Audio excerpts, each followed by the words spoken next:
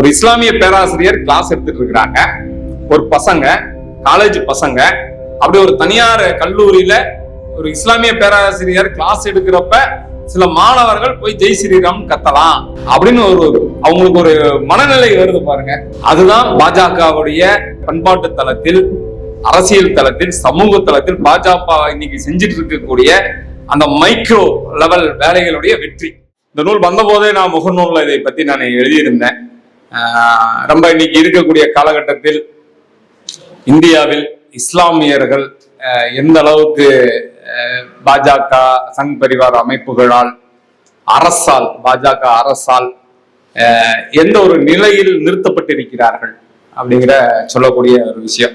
இந்த விஷயம், இந்த புத்தகம் எவ்வளவு சீரியஸான விஷயங்கிறதுக்கு என்னுடைய இது சொல்றேன். என் பையன் கோவால படிச்சுட்டு இருந்தான், இப்ப முடிச்சிட்டான். பாத்தீங்கன்னா அங்க தமிழகத்துல இருந்து படிக்கிறவங்க அவனோட சேர்த்து ஒரு 3 பேர் தான். தமிழகத்துல இருந்து, அது கோயம்புத்தூர்ல இருந்து அவன் தான். கேரளால இருந்து ஒரு 10-15 பேரு. ஆந்திரால இருந்து எப்பயுமே ஆந்திரா பாதி வட இந்தியா மாதிரி தான், அதுல இருந்து கொஞ்சம் பேர் இருக்கிறாங்க. அவர் நிகழ்வை சொன்னான் என்கிட்ட, ஒரு நிகழ்வு சொன்னா, அவங்க வகுப்புல ஒரு இஸ்லாமிய பேராசிரியை, பெண் பேராசிரியர் இருக்கிறாங்க. பசங்கள்லாம் ஒரு நாள் சொன்னாங்களாமா, கிளாஸ் எடுத்துட்டு இருந்தாங்க. அங்க கிளாஸுக்கு போகணுங்கிற அவசியம் எல்லாம் இல்லை, கிளாஸ் அட்டண்டன்ஸ் எல்லாம் கிடையாது, அட்டண்டன்ஸ் கிடையாது, போனா போகலாம், போகலாம் இருக்கலாம். டவுசர், பசங்க பொண்ணுகள்லாம் டவுசரோட தான் சுத்துவாங்க, லேப்டாப்போட இருப்பாங்க, அட்டண்டன்ஸே கிடையாது. ஆனா போர்டிங், வெளியே வரக்கூடாது, காலேஜை விட்டு வெளியே வரக்கூடாது. அதான் அவங்க இது. டே ஸ்காலர்ஸ் கிடையாது, டெய்லி போயிட்டு வர்றது கிடையாது, எல்லாமே தங்கி படிக்கக்கூடியவங்க தான். ஒரு செமஸ்டருக்கு 7 நாள் தான் அந்த காம்பவுண்டை விட்டு வெளியே வர முடியும். ஆனா கிளாஸ் அட்டன் பண்றது பண்ணாதெல்லாம் அவங்க விருப்பம், அந்த மாதிரியான ஒரு பள்ளி. அதனால வகுப்பு எடுத்துட்டு போய் பசங்க நிறைய வெளியே இருப்பாங்க. விருப்பப்படுறவங்க மட்டும் ஒரு 5 பேரோ 10 பேரோ உள்ள இருந்து கேட்டுட்டு இருப்பாங்க. பசங்க இங்க வெளியே இருந்து பேசிக்கொண்டு இருக்கும்போது சில பசங்க நார்த் இந்தியன் பசங்க சொல்லிட்டு இருந்தாங்களா, இவனும் கூட இருந்தான். இந்த முஸ்லீம் பேராசிரியர் கிளாஸ் எடுத்துட்டு இருக்காங்க, ஒரு 2-3 பசங்க சொல்றாங்க, டீச்சர் மேடம் கிளாஸ் எடுத்துட்டு இருக்காங்க, நம்ம உள்ள போய் கத்தலாமா அப்படின்னா. கத்தலாமான்னு சொன்னது கூட ஒரு வகையில ஏத்துக்கலாம். பசங்களுடைய, கல்லூரி பசங்களுடைய இதை நாங்களும் கத்தி இருக்கிறோம், நாமளும் கத்தி இருக்கிறோம். ஆனா அவங்க சொன்ன வார்த்தை, உள்ள போய் ஜெய் ஸ்ரீராம்னு கத்தலாமா அப்படின்னு கேட்டிருக்காங்க. ஒரே காரணம், அந்த பேராசிரியைக்கும் இவங்களுக்கும் எந்த விதமான பிரச்சனையும் இல்லை, எந்த விதமான பிரச்சனையும். இதுக்கு முன்னாடி சில பேராசிரியர்களுக்கு ஏதாவது ஒரு கருத்து வேறுபாடு, சண்டை இது மாதிரி எல்லாம் ஏதாவது இருக்கு, எந்த பிரச்சனையும் கிடையாது. அவங்க பாட்டு கிளாஸ் எடுத்திருக்கிறாங்க, 2-3 பசங்களுக்கு தோணி இருக்கு அவங்க இஸ்லாமிய பேராசிரியர், அதனால போய் ஜெய் ஸ்ரீராம் கத்தலாம் அப்படின்னு கேட்டிருக்காங்க. அப்புறம் இவன் இருந்துகிட்டு, இல்ல ஏன்டா அப்படி ஒரு வகையில பேசி தடுத்துட்டு அன்னைக்கு நைட்டு கூப்பிட்டான், எனக்கு அப்பா இப்படி இது மாதிரி எல்லாம் பேசுறாங்கன்னு, நீ செஞ்சது நல்லதுடா அப்படின்னு சொல்லிட்டு விட்டுனேன். இந்த மனநிலை இருக்கு பாருங்க, இந்த பொது புத்தி. ஒரு இஸ்லாமிய பேராசிரியர் கிளாஸ் எடுத்துட்டு இருக்கிறாங்க. ஒரு பசங்க, காலேஜ் பசங்க, அதுவும் ஒரு தனியார் கல்லூரியில எவ்வளவு கண்டிப்போடு இருப்பாங்க. அப்படி ஒரு தனியார் கல்லூரியில ஒரு இஸ்லாமிய பேராசிரியர் கிளாஸ் எடுக்கிறப்ப சில மாணவர்கள் போய் ஜெய் ஸ்ரீராம் கத்தலாம் அப்படின்னு அவங்களுக்கு ஒரு மனநிலை வருது பாருங்க. அதுதான் பாஜக செய்கிற பண்பாட்டு தளத்தில், அரசியல் தளத்தில், சமூக தளத்தில் பாஜக இன்னைக்கு செஞ்சுட்டு இருக்கக்கூடிய அந்த மைக்ரோ லெவல் வேலைகளுடைய வெற்றி அப்படின்னு சொல்றேன். மைக்ரோ லெவல்ல அவன் செஞ்சுட்டு இருக்கிற ஆணிவேர், சமூகத்தினுடைய ஆணிவேர் அளவுக்குள்ள அவன் செஞ்சுட்டு இருக்கிற அந்த பண்பாட்டு இதுக்கான வெற்றி அப்படின்னு தான் சொல்லணும். அந்த மக்களை, மாணவர்களை, பொதுமக்களை அந்த மனநிலைக்கு கொண்டு வச்சுட்டான் பாருங்க. ஒரு இஸ்லாமியராக இருந்தால் ஜெய் ஸ்ரீராம் கத்தணும், பிரச்சனை பண்ணணும் அப்படின்னு அமல்ல. பிஜேபி காரங்கள, அவங்க மாணவர்கள் யாரும் பிஜேபியோ RSSஓ தொடர்பு இல்லை. அவங்க படிக்க வந்தவங்க, சாதாரண குடும்பத்தை சேர்ந்தவங்க, அதாவது பொதுமக்கள் குடும்பத்தை சேர்ந்தவங்க. ஆனா அந்த மாணவர்களுக்கு அப்படி ஒரு மனநிலையை, பொது புத்தியை இன்னைக்கு இருக்கக்கூடிய பாஜக வெற்றிகரமாக உருவாக்கி இருக்கு. அதெல்லாம் எங்கிருந்து வருது? நம்ம உலகக்கோப்பை மேட்ச் நடக்குது, உலகக்கோப்பை மேட்ச் நடக்கிறப்ப எல்லாரும் சேர்ந்துக்கிட்டு பாகிஸ்தானோட மேட்ச் நடக்கும்பொழுது ஜெய் ஸ்ரீராம்னு சொல்லி அத்தனை அரங்கத்துல இருக்க அத்தனை பேருமே கத்துறாங்க. அவன் பாகிஸ்தான் வீரர் அவுட் ஆகி வெளியே போகும்பொழுது ஜெய் ஸ்ரீராம் கத்துறாங்க. இதையெல்லாம் திட்டமிட்டு உருவாக்க இதையெல்லாம் பார்க்க இந்த சமூகத்தினுடைய பொது புத்தியும் அதோட அப்படியே இதாகிக்குது. அவ்வளவு பெரிய உலகத்துல பல கோடி, இந்தியாவிலேயே 30 கோடி பேர் அன்னைக்கு நேரலையாக பார்த்துட்டு இருந்தாங்க. நேரலையா 30 கோடி பேர் பார்த்துட்டு இருந்தாங்க. அந்த காட்சியை பார்க்க அது அப்படியே மைக்ரோ லெவல் அது நம்ம மனசுக்குள்ள போய் இதாயிரும். அதே மாதிரிதான் தாத்ரியில அக்லாக் மாட்டிறைச்சி வச்சிட்டு இருந்தப்ப அடித்து கொல்லப்பட்டார் முதியவர். ட்ரெயின்ல ஒரு சிறுவன் மாட்டிறைச்சி கொண்டு போனதாக கொல்லப்பட்டாங்க. இதெல்லாம் ஃபர்ஸ்ட் செஞ்சது பாஜக சங் பரிவார அமைப்பை சேர்ந்தவங்க தான் அதை செஞ்சாங்க. ஆனா ட்ரெயின்ல அந்த சிறுவன் மாட்டிறைச்சி வச்சுட்டு இருந்ததாக அடிச்சு கொல்லப்பட்டது பாஜக சங் பரிவாரம் இல்லை, அங்கிருந்து பொதுமக்கள் தான். ஏன்னா அதுக்கும் இதுக்கும் 3-4 வருஷத்துல இப்படி மாட்டிறைச்சி வச்சிட்டு இருந்தா அது தப்பு, அடிச்சு கொள்ளலாங்கிற ஒரு பொது புத்தியை பாஜக உருவாக்கி விட்டுட்டான். அதான் பாஜகவுடைய வேலையை மக்களிடையே இந்த பொது புத்தியை உருவாக்கி விட்டு விட்டால் அவர்கள் அதை பார்த்துக் கொள்வார்கள். முதல்ல அவன் செய்ய வேண்டிய வேலை அதுதான். இப்படி ஒரு மனநிலையை மக்கள்கிட்ட, இப்படி ஒரு மனநிலையை இஸ்லாமியர்களுக்கு எதிராக, கிறிஸ்தவர்களுக்கு எதிராக, பட்டியலின மக்களுக்கு எதிராக இப்படி ஒரு மனநிலையை உருவாக்குறதா அவனுடைய வேலை. அவனே எல்லாத்தையும் செய்யணுங்கிறது இல்லை, அவனே எல்லாத்தையும் நேரடியா செய்யணுங்கிறதுல அந்த மனநிலையை உருவாக்கி விடணும் அப்படிங்கிறத அந்த உருவாக்கிட்டு இருக்கிறான், வெற்றிகரமாக உருவாக்கிட்டு இருக்கான். அதனாலதான் கல்லூரி மாணவர்கள் கூட நீங்க ஜெய் ஸ்ரீராம் ஆசிரியரை பார்த்து அவங்க கல்லூரியிலேயே இருக்கிற ஆசிரியரை பார்த்து ஜெய் ஸ்ரீராம் கத்தலான்னு தோணுது அவங்களுக்கு. கிரிக்கெட் மேட்ச் நடக்கும் பொழுது ஒட்டுமொத்த ஆயிரக்கணக்கான பேர் ஜெய் ஸ்ரீராம் கத்துறாங்க. ஒரு மாட்டிறைச்சி வச்சிட்டு இருந்ததுக்காக கத்துறாங்க. இன்னொரு விஷயம், பாஜகவுடைய மைக்ரோ லெவல் விஷயம் என்னன்னா, அந்த தாத்ரியில அக்லாக் கொல்லப்பட்ட போதும், இந்த ட்ரெயின்ல அந்த சிறுவன் கொல்லப்பட்ட போதும் என்ன விவாதம் வந்தது? அடிச்சு கொள்வது, இந்த மாதிரி கொள்வது சரியா தப்பா அப்படிங்கிற விவாதம் தானே வந்திருக்கணும். ஆனா அந்த விவாதம் வரல. என்ன விவாதம் வந்தது? டிவியில எல்லாத்துலயும் என்ன விவாதம் வந்ததா, அக்லாக்கு வச்சுட்டு இருந்தது உண்மையிலே மாட்டுக்கறி இல்லை, அது ஆட்டுக்கறி. அதே மாதிரி இந்த சிறுவன் வச்சுட்டு இருந்தது மாட்டுக்கறி கிடையாது, அவன் ஆட்டுக்கறி தான் கொண்டு போனா. அப்ப அந்த விவாதத்தை அவங்க திட்டமிட்டு மாத்திடுறாங்க, அது ஆட்டுக்கறியா மாட்டுக்கறியா. அப்ப அந்த அவன் தப்புன்னு சொல்றவங்க கூட அடடா உண்மையிலே ஆட்டுக்கறி தானே வச்சுட்டு இருந்தான், அது தெரியாம கொண்டுட்டாங்க அப்படிங்கிற அளவுக்கு தான் தப்புன்னு சொல்றவங்க கூட அந்த இடத்துக்கு தான் போயிடுறான். அப்ப அவன் நீ ஆட்டுக்கறி வச்சிருந்தா என்ன, மாட்டுக்கறி வச்சிருந்தா நீ கொன்னது தப்புதான் சொல்றதுக்கு பதிலாக அதுக்கு எதிராக பேசவங்க கூடி நீ தெரியாம கொண்டு போட்டேங்கிற பேசுற இடத்துக்கு கொண்டு பாஜக வர்றான். அதான் அவன் திட்டமிட்டு இந்த விவாதங்களை கூட அவன் சொல்ற இடத்துல இருந்துதான் நாம விவாதம் பண்ண வேண்டியது இருக்கு. நம்மளுடைய இதே விவாதம் பண்றதே கிடையாது. விவாதம் கூட நம்மளுடைய அவன் என்னத்தை விவாதத்தை இது பண்ணி விடுறானோ அதுல இருந்துதான் நம்ம விவாதம் பண்ண வேண்டியது இருக்கு. இதுதாங்க, இதை ஒரு நுட்பமாக பேசக்கூடிய நூல் தான் இந்த மயான கரைங்கிற நூல். நான் சொல்லக்கூடிய இன்று லவ் ஜிகாத், கொரோனா ஜிகாத், அப்புறம் மாட்டிறைச்சி வைத்திருந்ததற்காக, ஜெய் ஸ்ரீராம் சொல்லி சொல்லாததற்காக,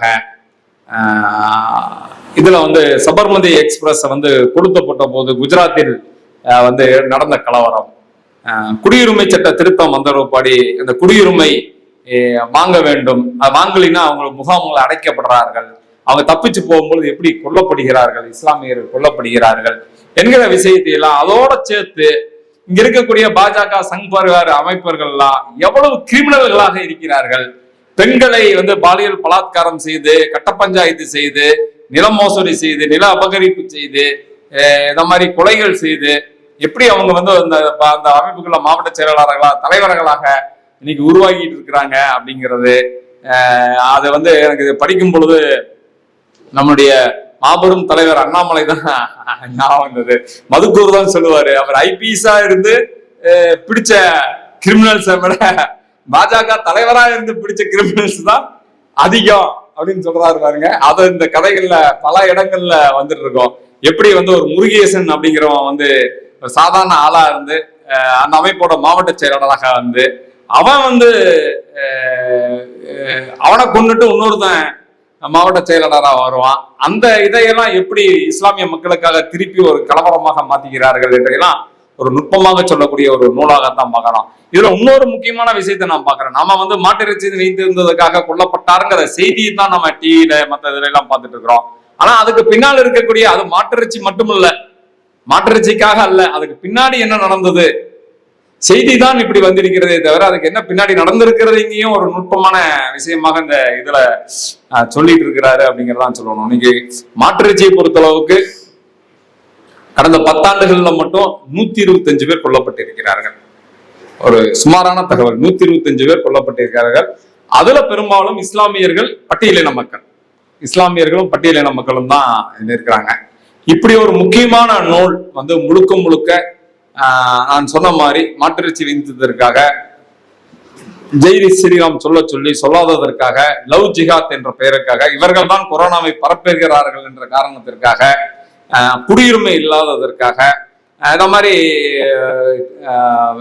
ட்ரெயின்ல வந்து இந்து சாதுக்களை எரித்து கொண்டு விட்டார்கள் என்ற பொய் வதந்தியை பரப்பியதற்காக, இப்படி இஸ்லாமியர்கள் எப்படி சங் பரிவார அமைப்பர்களால் கொடூரமாக கொல்லப்படுகிறார்கள். அதை விட எந்த காரணமும் இல்லாமல் ஒரு இஸ்லாமியனாக இருந்ததற்காகவே ஆடையை அவிழ்த்து பார்த்து கொள்வது என்ற இதுல முக்கியமாக இந்த நூல் பேசப்படுகிறது. அதில் ஒரு 2 கதைகளை மட்டும் நான் சொல்றேன். முதல் கதையே வந்து நான் சொன்னது கடைசியா சொன்ன விஷயம்தான். எந்த காரணமும் இல்லாமல், எதுவுமே இல்லாமல் ஒரு இஸ்லாமியன் என்ற காரணத்திற்காக அவன் ஆடையை அவிழ்த்து பார்த்து, அது ஒரு மனநிலை சரியில்லாத ஒரு நபரை வந்து கொள்கின்ற ஒரு கொடூரமான கதை தான் பெயரற்றவன் பற்றிய குறிப்பிலிருந்து அப்படிங்கிற ஒரு கதை. இந்த கதையை சொல்றதுக்கு முன்னாடி நம்ம நிறைய மனநிலை சரியாதவர்கள் எல்லாம் நம்ம நிறைய பார்க்கிறோம், சந்திக்கிறோம்.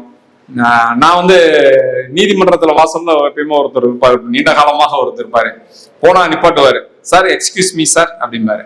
நம்ம ஏதோ எக்ஸ்கியூஸ் மீன் நம்ம இங்கிலீஷ்ல சொன்னா நம்ம கொஞ்சம் மதிப்பு கொடுப்போம் எப்பயுமே. அது இங்கிலீஷ்ல கெட்ட வார்த்தை சொன்னா கூட ஒரு இங்கிலீஷ்ல பேசிட்டானேங்கிறக்காக ஒரு மதிப்பு கொடுத்து நின்று கேட்போம். எக்ஸ்கியூஸ் மீன்னு சொன்னங்காட்டி நிற்போம். நின்று நான் சொன்னேன், சார் இந்த அன்னபூர்ணால இருந்து 2 ரோஸ்ட் வாங்கி கொடுக்குறீங்களா, நெய் ரோஸ்ட் வாங்கி கொடுக்குறீங்களா அம்பாங்க. இது இந்த மனநிலை சரியில்லாதவர்கள் பலர் பலவிதமாக இருப்பாங்க. இவரும் ஒரு விதம். யாரை பார்த்தாலும் எக்ஸ்கியூஸ் மீ சார் அப்படிம்பாரு. காசெல்லாம் கேட்க மாட்டாரு, எதுவும் கேட்க மாட்டாரு. அன்னபூர்ணால இருந்து நெய் ரோஸ்ட் வாங்கி கொடுக்குறீங்களா சார் அப்படிம்பாரு. வேற ஏதாவது கேட்பாரு. இப்படி ஒரு விதமான நபர் நீண்ட காலமாக அவரு நீதிமன்ற வாசிகளே இருப்பாங்க. உங்களுக்கு தெரியும், நீதிமன்றத்துக்கு 10 வருஷம் அலைஞ்சாவே பாதி மனநிலை பாதிக்கப்பட்டிருவாங்க. வந்து அதுல பெரும்பங்கெல்லாம் அந்த தொடர் கைமுக்கு இருக்கு. அந்த மாதிரி இருக்கு. 10 வருஷம் ஆனாவே பல பேரு இப்படி அலைஞ்சிட்டு இருப்பாங்க, கோர்ட்டுக்குள்ள அலைஞ்சிட்டு இருப்பாங்க. அவரோட இதுன்னா அதுக்கு எதுக்கால ஒரு பெரிய பில்டிங் இருக்கு, பெரிய ஒரு பில்டிங். அந்த கோர்ட்டுக்கு எதுக்கால ஒரு பெரிய பில்டிங் இருக்கு. அந்த பில்டிங்களுடைய உண்மையான சொந்தக்காரர் அவர் தான். இன்னைக்கு அதுல பில்டிங் எடுத்தாவே 50-60 கோடி இது இருக்கு. அதோட அண்ணன் நம்பிக்கை தகராறு, சொத்து பிரச்சனை, இவரை வெளியே விட்டுட்டாங்க, சொத்து இல்லாம வெளியே விட்டுட்டாங்கன்னு சொல்லிட்டு அங்கேயே சொத்தை இழந்து மனநிலை சரியில்லாம நீதிமன்றத்துக்கு வெளியவே சுத்திக்கிட்டு இப்படி இருக்கக்கூடிய. ஆனா அவங்க பாத்தீங்கன்னா ஒரு பை வச்சிருப்பாங்க, ஒரு பேக் வச்சிருப்பாங்க, பை வச்சிருப்பாங்க. அதுல நிறைய பொருட்கள் எல்லாம் இருக்கும். நம்ம பொருட்களை நம்ம சில நேரங்களை கவனிச்சிருப்போம். அது இந்த பொருட்கள் எதுக்கு இருக்குன்னே நமக்கு தெரியாது அந்த பொருட்கள் எல்லாம். ஆனா அவங்கள பார்த்தா அதை ரொம்ப பத்திரமா எடுத்து வச்சிட்டு இருப்பாங்க. ரொம்ப பாதுகாப்பா அந்த பொருள் எல்லாம் வச்சிட்டு இருப்பாங்க. ஒரு நசிஞ்சு போன பிளாஸ்டிக் பாட்டிலா இருக்கலாம், இல்லைன்னா ஒரு தெர்மோகோல் இதா இருக்கலாம், இல்ல பழைய துணிகள் என்னெல்லாமோ இருக்கும். அந்த எல்லாம் ஒரு பொம்மையா இருக்கும், குழந்தைகள் விளையாடக்கூட ஒரு பொம்மையாக இருக்கும். இப்படி ஒரு விசித்திரமான நமக்கு விசித்திரமா இருக்கக்கூடிய, நமக்கு ரொம்ப தேவையில்லைன்னு நினைக்கக்கூடிய பொருட்களை எல்லாம் அவங்க ரொம்ப பாதுகாப்பாக ஒரு பொக்கிஷம் மாதிரி வச்சுக்கிட்டு இருப்பாங்க. ஆனா அது எதுக்கு வச்சுட்டு இருக்காங்கன்னு நம்மளால கண்டுபிடிக்க முடியாது. அவங்களுடைய உலகம், அவங்களுக்குன்னு ஒரு தனி உலகம் இருக்கு, அந்த உலகத்துக்குள்ளதான் இருப்பாங்க. அப்படி ஒரு கேரக்டர் தான் இந்த முதல் கதையில வரக்கூடிய கேரக்டர். அவருடைய பேர் இல்லை, பேர் ஏன்னா ஆசிரியருக்கு அந்த பேர் தெரியாது. தெரிஞ்சாத்தானே அவர் சொல்ல முடியும், தெரிஞ்சாதானே சொல்லணும். அவருக்கு துணையா இருக்கக்கூடியது ஒரு நாய் தான். இப்படி இருப்பாங்க. இந்த கதையில எனக்கு ரொம்ப பிடித்தமான விஷயம் வந்து என்னன்னா, ஒரு பேக்கரி கடைக்காரரு அவனுக்கு எப்பயுமே காலையில டீ ஊத்தி கொடுப்பார். அதை நம்ம பார்த்துருக்கோம். சில நேரத்துல இந்த மாதிரி யாகசம் செய்வர்களுக்கு எல்லாம் கடையில இட்லி கொடுப்பாங்க, ஏதாவது சாப்பிட்றதுக்கு கொடுப்பாங்க. ஆனா அதுல ஒரு நம்பிக்கையை, ஒரு சென்டிமெண்ட்டை வந்து கரெக்டா கொண்டு வந்திருப்பாரு. அந்த பேக்கரியில சின்ன கடை வச்சுட்டு இருந்தப்ப முதல்ல ஒரு நாள் வந்து இவனுக்கு டீ ஊத்தி கொடுத்தப்ப வந்து நல்லா வியாபாரம் ஆச்சு. அதனால டெய்லி வியாபாரம் காட்டி அந்த நம்பிக்கைக்காகவே டெய்லி அவனுக்கு டீ ஊத்தி கொடுப்பாரு அப்படின்னு. அப்புறம் இவங்களுக்கு 2-3 பேக்கரி நீங்க ஆரம்பிச்சிட்டாரு. அவரு வந்து இவனை சாய்பாபா என்ற மனசில் நினைத்து கொண்டு பாபா பாபா நினைப்பார். அதுதான் அந்த கேரக்டருக்கு இவர் கொடுத்திருக்கிற பெயர். ஆசிரியரே நேரடியா கொடுக்க மாட்டார், அந்த பேரை கொடுக்க மாட்டார். வேற ஒருவர் அவரை பாபா என்று அழைக்கிறார். அதுதான் இப்படிதான் இந்த கதை. ஒரு பாலத்துக்கு கீழே அவன் இருப்பான், அதான் அவனுடைய இடம், அந்த பொருட்கள் எல்லாம் இருக்கும். இப்படியான வாழ்க்கையை வாழ்ந்துட்டு இருப்பாங்க. திடீர்னு ஒருத்தர் வருவாங்க செஞ்சிலுவை சங்கத்துல இருந்து, அவன் முடி இதெல்லாம் கட் பண்ணி விட்டுட்டு ட்ரெஸ் எல்லாம் கொஞ்சம் மாத்தி விட்டுட்டு போவாங்க. இப்படி ஒரு 2 வகையான இதையும் அதுல சொல்லிட்டு வருவாரு. நம்ம மக்களுடைய எப்படி உதவுறாங்க, அவங்களுடைய மனிதாபிமானம், அந்த மாதிரி இதையும் திரும்ப. திடீர்னு பார்த்தா பள்ளிவாசல் எரிஞ்சுக்கிட்டு இருக்கும், ஒரு கும்பல் வரும். இவன் பேசவே மாட்டான், இவன் சொல்லவும் தெரியாது, அவன் பேர் என்னன்னு கேட்பான், தெரியாது, அவனுக்கும் தெரியாது, சொல்லவும் தெரியாது. அப்புறம் கடைசியில பேரை சொல்லாதனால ஆடை அவிழ்த்து பார்த்து அவன் இஸ்லாமியன் என்பதற்காக வாயில உடம்புல பெட்ரோலை ஊத்தி அவர்கள் எரிப்பார்கள். இதுல உச்சகட்டமான காட்சி வந்து என்னன்னா, ஆசிரியருடைய அந்த அந்த ஆசிரியருடைய ஒரு ஹைலைட் அப்படின்னு சொல்லுவோம் இல்லையா, முக்கியமான காட்சி. அவன் கேட்கும் பொழுதும் அவரை பார்த்து சிரித்து கொண்டே இருப்பாரும்பாரு, வாயில பெட்ரோல் ஊத்தும் பொழுதும் அவங்களை பார்த்து இவர் சிரித்து கொண்டே இருப்பார் அப்படிம்பாரு.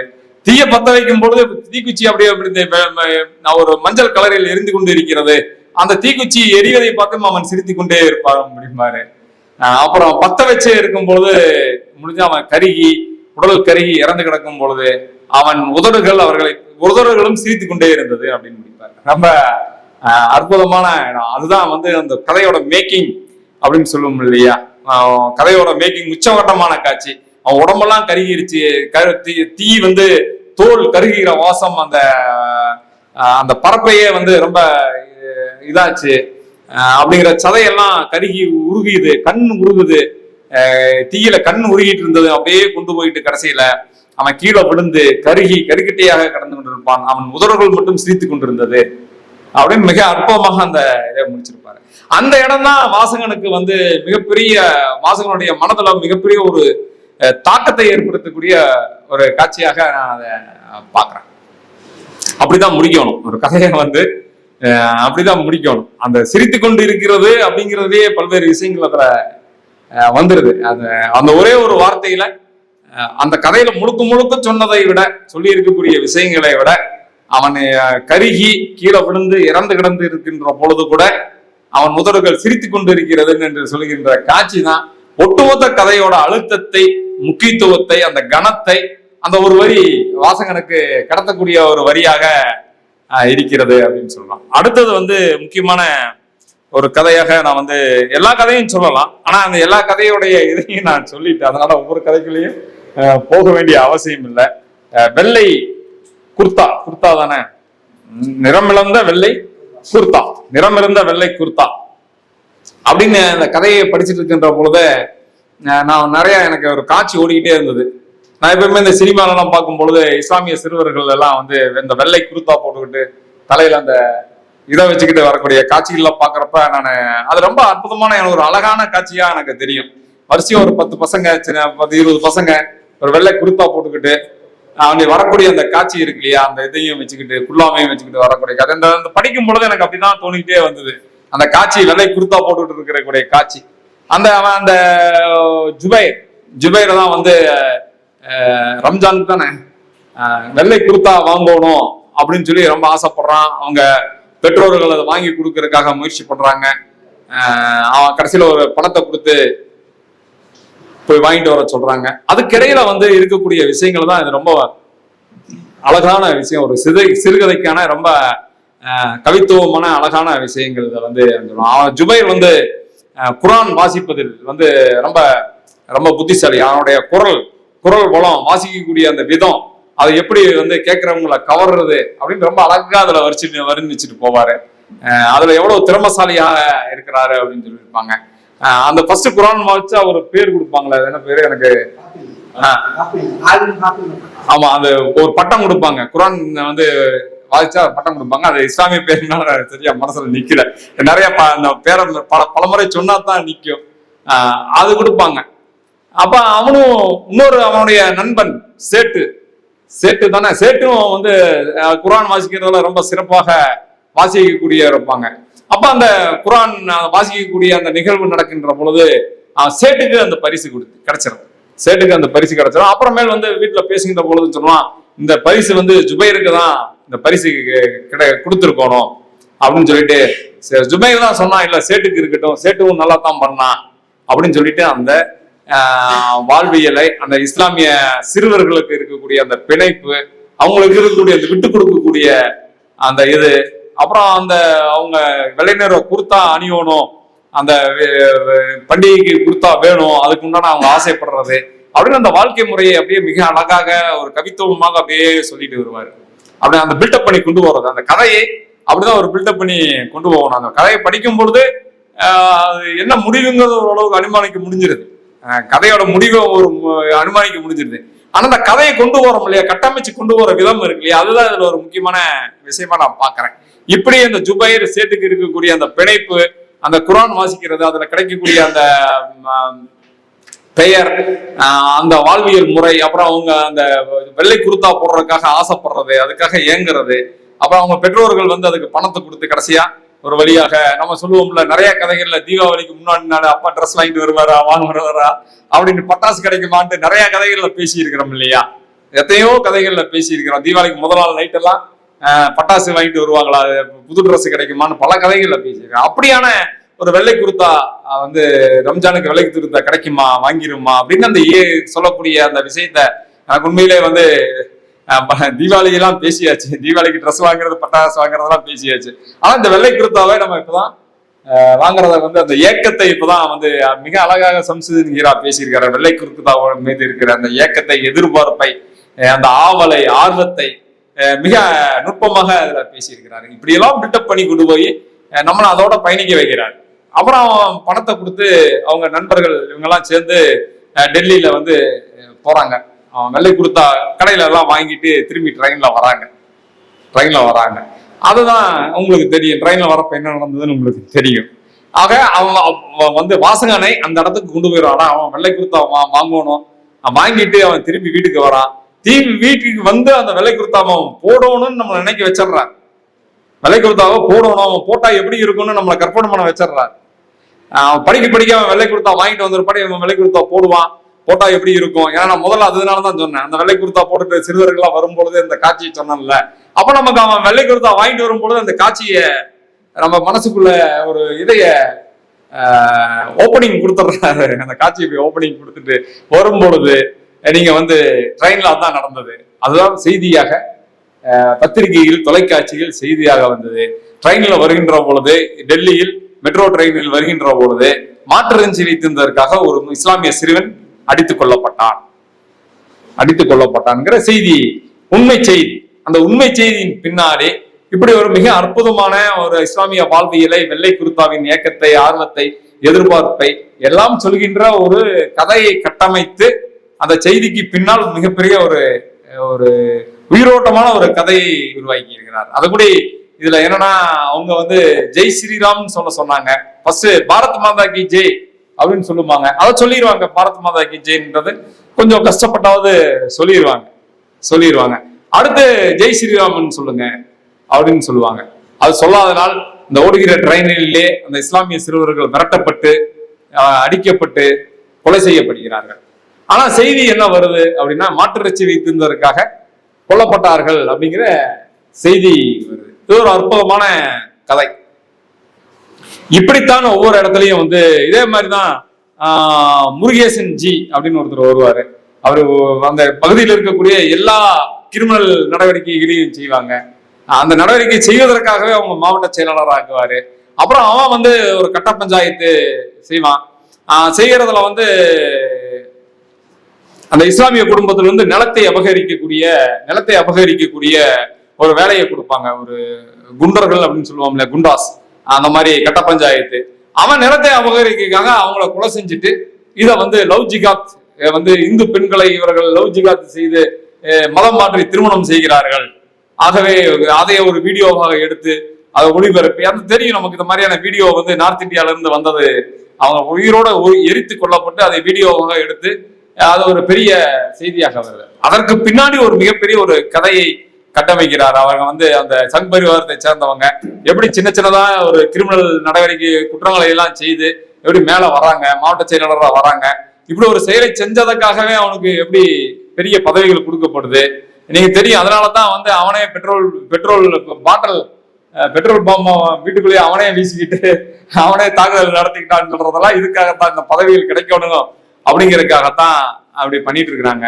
இப்படியான கதைகள் வந்து இருக்கும். அப்புறம் ஒரு சங் பரிவாரத்தை சேர்ந்த ஒரு நிர்வாகி வந்து ஒரு தாக்குதல்ல வந்து அவன் முதுகுல கத்தி குத்துப்பட்டு முதுகுல காயம் ஏற்படுது. அவன் வந்து பார்ப்பான், இனி அவன் கோமா நிலைக்கு தான் போவான் அப்படின்னு சொல்லிட்டு அவனை கொலை பண்ணிட்டு அந்த பழியை வந்து இஸ்லாமியர் மேல போட்டு அது மிகப்பெரிய ஒரு கலவரமாக மாறுகின்ற ஒரு கதை. இந்த மாதிரி ஆயிரக்கணக்கான கதைகள் வந்திருக்கணும், நாவல்கள் வந்திருக்கணும், அவ்வளவு கதைகள் அதுக்குள்ள இருக்கு. ஆனா 1-2 கதைகள் தான். கரீமோட ஒரு கதை, இதுல ஒரு கதை அப்படின்னு வந்துட்டு இருக்கு. ஆனா இந்த கதையில என்ன முக்கியமான விஷயம் அப்படின்னா, அதெல்லாம் அந்த வந்திருக்கக்கூடிய ஒரு சில கதைகள்ல கூடி அவங்க அந்த நடந்து போனதனுடைய துயரம், அதுல உணவு இல்லாம தண்ணி இல்லாம எப்படி அவங்க இறந்தாங்க அப்படிங்கிற விஷயத்த தான் அந்த கதைகள் எல்லாம் சொல்லியிருக்கு. ஆனா இந்த கதையில அப்படியும் இறக்குறாங்க. அதுல ஒருத்தன் மட்டும் உயிரோடு இருக்கிறான். அவன் ஒரு கிராமத்துக்கு போகும் பொழுது அவன் ஒரு இஸ்லாமியன் என்பதற்காகவே, அவன் இஸ்லாமியர்கள் தான், நீங்க சிங்கிள் சோர்ஸ் சொன்னாங்க இல்லையா, சிங்கிள் சோர்ஸ் இஸ்லாமியர்கள் தான் கொரோனாவை பரப்புகிறார்கள் என்று சொல்லி இது கொரோனா ஜிகாத்து அப்படின்னு சொல்லி அவனை குற்றுயிரும் கொலையுறமாக, உணவு இல்லாம தண்ணி இல்லாம குற்றுயிரும் கொலையுறமாக கிடைக்கிறவனை இஸ்லாமியன் இவர்கள் தான் வந்து கொரோனாவை பரப்புகிறார்கள் என்று சொல்லி அந்த கிராமத்தில் ஒட்டுமொத்தமும் சேர்ந்து அடித்துக் கொள்கிறார்கள், பெட்ரோல் ஊற்றி எரிக்கிறார்கள். இது ஒரு புதிய விஷயம். நம்ம இந்த நெடும் நடை கதைகளிலேயே அந்த துயரங்களை பேசுகிற கதைகள்லாம் இருக்கு. ஆனால் இது கூடுதலாக ஒரு விஷயம், சிங்கிள் சோர்ஸ் கொரோனாவை பரப்புகிறார்கள், கொரோனா ஜிகாத் என்ற ஒரு கூடுதலான ஒரு விஷயத்தையும் மிக சிறப்பாக அதுல சொல்லி இருக்கிறார். இதுல மிக முக்கியமான கதைகள் இப்படிதான் எல்லாமே வந்து இன்னைக்கு இஸ்லாமியர்கள் இந்தியாவில் பாஜக அரசாலும் பாஜக சங் பரிவார் அமைப்புகளாலும் இன்னைக்கு எந்த அளவுக்கு இந்த விஷயங்கள்ல வந்து பல உயிர்கள் இன்னைக்கு 2ஆம் தர குடிமக்களாக எப்படி மாற்றப்பட்டிருக்கிறார்கள் அப்படிங்கிறத மிக துல்லியமாக ஒவ்வொரு கதையும் நம்ம செய்திகள்ல வந்த சம்பவம் என்பது வேறு, செய்தி என்பது வேறு, அதுக்கு பின்னாடி இருக்கிற உண்மை சம்பவம் என்பது வேறு என்று சொல்லக்கூடிய அந்த நுட்பமான விஷயங்கள் எல்லாம் மிக அற்புதமாக இந்த கதைகள்ல சொல்லி இருக்கிறாரு. இந்த கதையை சொல்லும் பொழுது சில விஷயங்களை நான் கூடுதலாக சேர்த்து சொல்லணும்னு நினைக்கிறேன். இன்னைக்கு வந்து பாஜக வந்து இஸ்லாமியர்கள் மீது 2 வகையான தாக்குதலை நடத்திட்டு வருது. ஒண்ணு வந்து பாஜக RSS சங் பரிவார் அமைப்பர்கள் களத்தில் இஸ்லாமியர்கள் மீது நடத்தக்கூடிய தாக்குதல். 2 பாஜக அரசு ரீதியாக சட்ட ரீதியாக இஸ்லாமியர்கள் மீது நடத்தக்கூடிய தாக்குதல் அப்படிங்கிறது 2 வகையான இதை நீங்க பார்க்கணும். அதுல உங்களுக்கு தெரியும் களத்தில் நடக்கக்கூடிய தாக்குதல் என்பது தெரியும். ஆனா பாஜக வந்து RSS அவ்வளவு சாதாரண அமைப்பு கிடையாது. அவன் எங்கெல்லாம் சின்ன சின்ன விஷயங்கள் கிடைக்குதோ அத்தனையும் வந்து சிறுபான்மையினருக்கு எதிராக கார்பரேட்டுகளுக்கு சாதகமாக மாற்றக்கூடிய வேலைகளை எல்லாம் செஞ்சுட்டு இருக்கிறாங்க. இன்னைக்கு வந்து பாஜக அரசு செஞ்சுட்டு இருக்கிற வேலை ஒண்ணு மதமாற்ற தடை சட்டம், 2வது லவ் ஜிகாத் சட்டம், 3வது மாற்றிறைச்சி சட்டம், 4வது வந்து பொது சிவில் சட்டம், 5வது வந்து வெளிநாட்டு பங்களிப்புகள் சட்டம், அதாவது ஃபாரின் கான்ட்ரிபியூஷன்ஸ் ஆக்ட் அப்படின்னு சொல்லக்கூடிய அந்த சட்டம். இப்ப வந்து வக்ஃப் வாரிய திருத்த சட்டம். இப்ப சாதாரணமாக குற்றவியல் சட்டங்கள்லயும் வந்து அரசை விமர்சிப்பவர்கள் ஆமா இப்ப வந்து இதுல வந்து சாதாரண குற்றவியல் சட்டங்கள்ல கூடி அரசை விமர்சிப்பவர்கள் அப்படிங்கிற வகையில வந்து குற்றம்னு சொல்லி அதை கரெக்டா சிறுபான்மையினருக்கும் பொது உடைமைவாதிகளுக்கு எதிரான ஒரு பிரிவை வந்து சேர்த்துறது. இப்படி ஒரு 7-8 சட்டங்களை வந்து இன்னைக்கு இது செஞ்சிட்டு இருக்கிறாங்க. உத்தரப்பிரதேசத்துல வந்து மதமாற்ற தடை சட்டம் என்பது வந்து நீங்க உப்பா மாதிரி பயங்கரவாத தடுப்பு சட்டத்துக்கு ஈக்குவலான ஒரு குற்றமாக கொண்டு வந்திருக்காங்க. மதமாற்ற தடுப்பு குற்றங்களை விசாரிக்கிறதுக்காகவே ஃபாஸ்ட் ட்ராக் போட்டுக்கிறாங்க கொண்டு வந்திருக்கிறாங்க. அது ஒரு குறைந்தபட்சம் 10 ஆண்டுகளுக்கு மேல தண்டனை, ஆயுள் தண்டனைங்கிற அளவுக்கு அந்த சட்டத்தை திருத்தி இருக்கிறாங்க.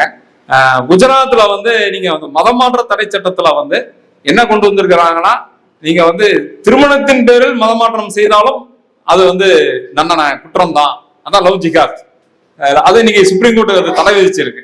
சுப்ரீம் கோர்ட் வந்து அந்த செக்ஷனுக்கு வந்து தடை விதிச்சிருக்கு. இப்படி எல்லா வகையிலும் வந்து அதே மாதிரி மாற்றுச்சி உங்களுக்கு தெரியும். மாற்றுச்சியில இன்னைக்கு வட மாநிலங்களில் பிஜேபி ஆளுகின்ற எல்லா மாநிலங்களும் அந்த பசுவதை தடுப்பு சட்டம் சொல்லுவாங்க. நான் அந்த பசுவதை தடுப்பு சட்டம் சொல்ல மாட்டேன், மாடு கொள்ளுதல் தடை சட்டம் தான் சொல்லுவேன். ஏன்னா பசுனா அதுக்கு ஒரு புனிதம்னு பேர் இருக்கு. பசுவதைனா ஏன் பசுவை கொள்றேன்னு சொல்லுவாங்க. அதனால அந்த பசுவதை தடை சட்டம் இங்கிலீஷ்ல கவு ஸ்லாட்டர் ஆக்ட்னு தான் சொல்றாங்க. அதை நம்ம பசுவதை தடை சட்டம் நம்ம வந்து மொழிபெயர்ப்பு செய்யணுங்கிற அவசியம் இல்லை. மாடுதல் கொள்ளுதல் தடை சட்டம் அப்படின்னு சொல்லலாம். அதுதான் சரியான இருக்கும். அந்த சட்டங்கள் எல்லாம் வந்து எல்லாத்தையும் வந்து ஒரு 3 வருஷம் தண்டனைங்கிறது 10 வருஷம் தண்டனை, ஜாமீன் கிடைக்காத குற்றமாக அதை வந்து இருக்கக்கூடிய ஒரு 8-9 மாநிலங்கள்ல இந்த மாடு கொள்ளுதல் தடை சட்டத்தை வந்து ரொம்ப கடுமையாக்கிட்டாங்க. நம்ம பயங்கரவாத தடை சட்டத்தை மாதிரி கடுமையாக்கிட்டாங்க. இது எல்லாமே வந்து இஸ்லாமியர்கள் குறிவைத்து வந்து இன்னைக்கு பீகார்ல வந்து நேரத்துக்கு வரைக்கும் 62,50,000 பேர் வாக்காளர் பட்டியலிருந்து நீக்கப்பட்டிருக்கிறாங்க. இப்படி ஒவ்வொரு விஷயமும், ஒவ்வொரு சின்ன சின்ன விஷயத்தை கூட இஸ்லாமியர்களுக்கு எதிராக, சிறுபான்மையர்களுக்கு எதிராக, இஸ்லாமியர்கள் தான் முதல் குறி, கிறிஸ்தவர்கள் அடுத்த குறி தான், அவங்களுக்கு 2வது அடுத்த குறி தான். இப்படி ஒவ்வொரு விஷயத்தையும் சட்ட ரீதியாக, அரசு ரீதியாக, ஆட்சியமைப்பு ரீதியாக, நிர்வாக ரீதியாக களத்தில் இன்னைக்கு இஸ்லாமியர்கள் மீது மிகப்பெரிய ஒரு நெருக்கடியை, அவங்க வாழ்கிறதே இங்க இந்தியாவில் வாழ்வதே சிரமம் என்று உணரக்கூடிய வகையில மிகப்பெரிய நெருக்கடியை இது ஒரு அரசு பயங்கரவாதத்தை இன்னைக்கு அரசு செஞ்சிட்டு இருக்கு. அந்த காலகட்டத்தில் இப்படி ஒரு நூல் வருவது என்பதுதான் மிக முக்கியமானது என்று நான் சொல்றேன். இதை சொல்லி இருக்கிறது ஒரு 7-8 நிகழ்வுகள் தான். 7-8 ஆனா ஒவ்வொன்றும் ஒவ்வொரு விஷயத்தை பேசக்கூடிய இது. ஒண்ணு லவ் ஜிகாத், ஒண்ணு மதமான இது, ஒண்ணு குடியுரிமை சட்டம், ஒண்ணு இப்படி ஒவ்வொன்றும் ஒவ்வொரு விஷயத்தை செய்கின்ற 8 சிறுகதைகள். உண்மையில இத மாதிரி பல்லாயிரக்கணக்கான, தினமும் வந்து ஒரு 100கணக்கான சம்பவங்கள் இந்தியாவில் நடந்துட்டு இருக்கு. தினமும் ஒரு 100கணக்கான சம்பவங்கள் இஸ்லாமியர்கள் மீது நடந்துட்டு இருக்கு.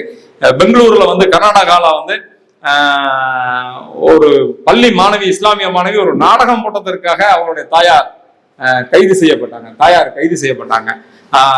குடியுரிமை சட்ட திருத்த சட்டத்துக்கு எதிராக போராட்டம் நடந்த பொழுது டெல்லியில வந்து பெரும் கலவரத்தை அந்த பாஜக எம்பி கலவரத்தை உருவாக்கி விட்டார். அதுல வந்து சாக்கடையிலிருந்து இஸ்லாமுடைய சடலங்கள் மீட்கப்பட்டது. இஸ்லாமியில வந்து இந்த சடலம் அடக்குங்கிறது மிக ரொம்ப புனிதமான ஒண்ணு. எல்லா மதத்தையும் விட இஸ்லாமிய மதத்துல அந்த சடலம் அடக்கம் செய்வது வந்து மிக மிக ஒரு புனிதமான, எல்லா மதத்தையும் விட அதுல இந்த சடங்குகள் என்பது இருக்கும். அவங்க விரும்புறதும் அதுதான், நம்ம விரும்புறதும் அதுதான். ரொம்ப இறந்த ஒருபடி அந்த அடக்கம் வந்து அவ்வளவு இதான் நடக்கணும்னு தான் ஒவ்வொரு இஸ்லாமியரும் விரும்புவாங்கன்னு நான் நினைக்கிறேன். எனக்கு நான் புரிந்து கொண்ட வகையில விரும்புவாங்க. ஆனால் அந்த டெல்லி அந்த கலவரத்துல சாக்கடையில இருந்து பல இஸ்லாமியர்களுடைய உடல்கள் வந்து சாக்கடைக்குள்ள இருந்து எடுக்கப்பட்டது. அது இந்த கதையில இல்ல, இருந்தாலும் நான் சொல்றேன், சாக்கடையில இருந்து எடுக்கப்பட்டது. அந்த அளவுக்கு வந்து இன்னைக்கு இஸ்லாமிய மக்கள் மீது நடக்கக்கூடிய தாக்குதல் என்பது இருக்கு. ஆனா அதை நம்ம பேசுவது, எழுதுவது மிக மிக குறைவாகத்தான் இருக்கு. நம்மளுடைய சில இஸ்லாமிய தோழர்கள் தான், கரீம், சம்சுதீன், ஹீரா மாதிரியான தோழர்கள் தான் எழுதுறாங்க. நீ வட இந்தியால இது எப்படி இது மாதிரி எழுதுறாங்களா இல்லையான்னு எனக்கு தெரியல. இந்த மாதிரி கதைகள் எல்லாம் வருதா இல்லையான்னு தெரியல. நாம இங்கிருந்து பார்க்கின்ற பொழுது ஒரு கதையாகத்தான் தெரியுது. நம்ம இங்க ரொம்ப ஒரு பாதுகாப்பான நிலையில் இருக்குன்னு நினைச்சிட்டு இருக்கிறோம். இங்கிருந்து பார்க்கும்பொழுது இதெல்லாம் ஒரு கதையாகத்தான் இருக்கு. ஆனா வட இந்தியாவில பார்த்துட்டா நான் சொன்ன மாதிரிதான் ஒரு கல்லூரியில் கூட ஒரு பாதுகாப்பற்ற சூழ்நிலை தான் இன்னைக்கு இருக்கு. இன்னொரு சம்பவத்தை சொல்றேன் நான். எப்படின்னு, +2 தேர்வெல்லாம் முடிஞ்சு இந்த எக்ஸாம் எல்லாம் எழுதுறாங்க, என்ட்ரன்ஸ் எக்ஸாம் எல்லாம் எழுதுவாங்க. அப்ப இந்த all India entrance exam, engineering இதெல்லாம் எழுதிருக்கப்ப ஒரு நண்பர் தான், அவரும் இலக்கியவாதி தான், ஒரு நண்பர் பேசிட்டு இருந்தாரு. அவர் ஒரு பட்டியல் இனத்தை சேர்ந்தவர். நான் சொன்னேன், இந்த மாதிரி இந்த எக்ஸாம் எல்லாம் எழுதுங்க, ஜேஇ எக்ஸாம் இதெல்லாம் எழுதுங்க, இந்த மாதிரி NIT, IIT இதெல்லாம் கிடைக்கும், அதுவும் வந்து எழுதுங்க அப்படின்னு சொன்னாரு. அவரு சொன்ன விஷயம் இன்னைக்கு உண்மையான நிலை என்ன சொன்னார்னா, சார் நான் வந்து என் பையனை வட இந்தியாவுக்குலாம் அனுப்ப விரும்பல. நம்ம தமிழ்நாட்டுக்குள்ள பட்டியலினம்னா எப்படியாவது அதை அங்கீகரிச்சு இருந்துக்குவாங்க. வட இந்தியாவில் இருந்தெல்லாம் போய் சார் நம்ம பசங்க படிக்க முடியாது. உண்மையிலே மிகப்பெரிய அதிர்ச்சிகரமாக எனக்கு இருந்தது. வட இந்தியாவில் போய் ஒரு தகப்பன் பட்டியலின குடும்பத்தை சேர்ந்த ஒரு பெற்றோர் நினைக்கிறாரு, வட இந்தியாவில் நம்ம பையன் போய் படிக்கிறது பாதுகாப்பாக இருக்காதுன்னு அவர் நினைக்கிறார். வட இந்தியாவில் போய் நம்ம பையன் படிக்கிறது பாதுகாப்பாக இருக்கு. ஆனா என் பையன் போனான், கோவா போனா, எனக்கு அந்த ஒரு ஃபீலிங்கே வரல. ஆனா ஒரு பட்டியல அந்த சமயத்துல நானும் அவரும் பேசிட்டு இருந்தோம். நான் சொன்னேன், நீங்க இப்போ அப்ளை பண்ணுங்க, கண்டிப்பா உங்களுக்கு ஏதாவது ஒரு இது கிடைக்கும், ஏதோ ஒரு இது கிடைக்கும். ஏன்னா கொஞ்சம் குறைஞ்ச மார்க் இருக்கிறவங்களுக்கு அந்த மாதிரி இடங்கள்ல தான் கிடைக்கும். மார்க் இருக்கிறவங்களுக்கு கிடைக்கும். நம்ம சென்னை, திருச்சி இது மாதிரி எல்லாம் கிடைக்காது. கொஞ்சம் ரேங்க் குறைவா இருக்கக்கூடிய நிறுவனங்கள்ல தான் கிடைக்கும். சொன்ன வார்த்தை மிகவும் நிதர்சனமான ஒரு அதிர்ச்சிகரமான இருக்கு. இன்னைக்கு இருக்கக்கூடிய பெற்றோர்கள் வட இந்தியாவில் ஒரு பட்டியலின குடும்பத்தை சேர்ந்த ஒரு மாணவன் போய் படிப்பது அங்க பாதுகாப்பானதாக இல்லை அப்படின்னு நினைக்கக்கூடிய காலகட்டத்திலலாம் நம்ம இருக்கோம். அதே நிலைமை தான் இஸ்லாமிய மக்கள், சிறுபான்மைய மக்களுக்கு இன்னைக்கு வட இந்தியாவில இருக்கக்கூடிய விஷயங்கள். இதெல்லாம் பெரும்பாலான கதைகள் வட இந்தியாவில நடக்கக்கூடிய கதைகள் தான். ஒரு மிக முக்கியமான ஒரு கனமான ஒரு சிறுகதை தொகுப்பாக தான் நான் இதை பார்க்கிறேன். இதை எனக்கு ஒரே ஒரு ஆலோசனை, ஆசிரியருக்கு சொல்ல வேண்டிய ஆலோசனை என்ன, இந்த கதைகளூடாக இன்னும் கொஞ்சம் கூட இஸ்லாமியர்களோட வாழ்வியலையும் சேர்த்து சொல்லி இருக்கலாம். நேரடியாக அந்த கோர் பாயிண்ட்டுக்கு கதைகள் நகர்ந்து வந்துருது. அந்த முக்கியமான அந்த தீமுக்கு, கோர் பாயிண்ட்டுக்கு அந்த கதை சீக்கிரமாகவே நகர்ந்து வந்துருது. கடைசியா அந்த கிளைமேக்ஸுக்கு நகர்ந்து வந்ததுக்கு அதுக்கு இடையில இஸ்லாமியனுடைய வாழ்வியலை இன்னும் கொஞ்சம் கூட இந்த கதையின் ஊடாக சொல்லி இருந்திருக்கலாம். அதோட காட்சிகளையும் நிறைய பதிவு பண்ணியிருக்கலாம். காட்சிகளையும் சேர்த்து காட்சிகளாக நீ கொஞ்சம் இதே பண்ணியிருக்கலாம். ஒரு அந்த 2 கதையில தான் அந்த காட்சி வருது. வெள்ளை நில குர்த்தா அந்த கதையிலையும் ஒரு 2 கதையில தான் அந்த காட்சி படிமங்கள் வருது. மற்ற கதைகள் எல்லாம் ஆசிரியருடைய ஸ்டேட்மெண்டாகவே கதை நகர்ந்துட்டு போகுது. அவரு அதே மாதிரி கதையும் அப்படி அமைச்சிருக்கிறாரு. அது நேரேட்டிவ் டைப்பா கதையை அனுப்பிச்சது இந்த மாதிரி கதைகளை ஆசிரியர் சொல்வதை போலவே ஒரு தோற்றத்தை ஏற்படுத்துது. அதுக்கு பதிலாக ஒரு காட்சி படிமமாக அந்த கதையை இன்னும் கொஞ்சம் கொண்டு போயிருந்தா இன்னும் கொஞ்சம் கதைக்கு ஒரு உயிர்ப்பு இன்னும் கொஞ்சம் கூடி கிடைச்சிருக்கும் அப்படிங்கிறதான். இஸ்லாமியர் வாழ்வியல இன்னும் இந்த இடத்துல இந்த கதைகளை பயன்படுத்தி நிறைய அந்த வெள்ளை நேர கொடுத்தாலும் அப்படிதான் நிறைய சொல்லிட்டு வருவோம். இஸ்லாமியர் வாழ்க்கை அந்த குர்ஆனை ஓதுறதெல்லாம் நிறைய சொல்லிட்டு வந்திருப்பாரு. அதே போல மற்ற கதைகள்லையும் அந்த வாழ்வியலை கூடுதலாக சொல்லியிருந்தால் கதைக்கு இன்னும் கொஞ்சம் கூட ஒரு உயிர்ப்பு கிடைத்திருக்கும். உண்மையிலே இன்னைக்கு இன்றைய சமூக நிலையில், இன்றைய அரசியல் நிலையில், இன்றைய இதுல ஒரு முக்கியமான கதையாக தான் பாக்குறேன். இன்னைக்கு ஒரு மலையாள சினிமா பார்த்துட்டு இருந்தேன், கருத்த ஜுபைர் அப்படின்னு சொல்லி ஒரு இதுல பார்த்துட்டு இருந்தேன். அந்த இஸ்லாமியர் ஜுபைர் அவர் வேற சில காரணங்களுக்காக கொல்லப்பட்டுருவாரு, கடைசியில கொல்லப்பட்டிருப்பாரு. ஒரு அப்பாவும் மகனும் அந்த பணத்தை பார்த்துட்டு திரும்பி போவாங்க. பையன் சிறுவனை கையை பிடிச்சி கூட்டிட்டு போறோம். அவன் கேட்பான், ஏப்பா அவரை கொண்டுட்டாங்க அப்படின்னா. இதெல்லாம் மத சம்பந்தப்பட்ட விஷயம்தான், உனக்கு சொன்னா புரியாது அப்படின்பாரு. அவன் திருப்பி கேட்பான், அப்ப மதம்னா சாமி தானே, அப்ப சாமியை வச்சு ஏன் கொள்றாங்க அப்படின்னா ஒரு வார்த்தை. உண்மையிலே ஒரு சின்ன வார்த்தை தான், உண்மையிலே இன்னைக்கு இந்தியாவுக்கு மிகவும் தேவைப்படக்கூடிய வார்த்தை. இந்த சூழ்நிலையில் இந்த போல பல படைப்புகள் வர வேண்டும்.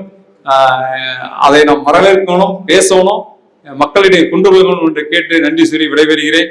இதுக்கு மேல என்னால நகைச்சுவையாக பேச முடியாது என்ற தொகுப்பை பற்றி. நன்றி, வணக்கம்.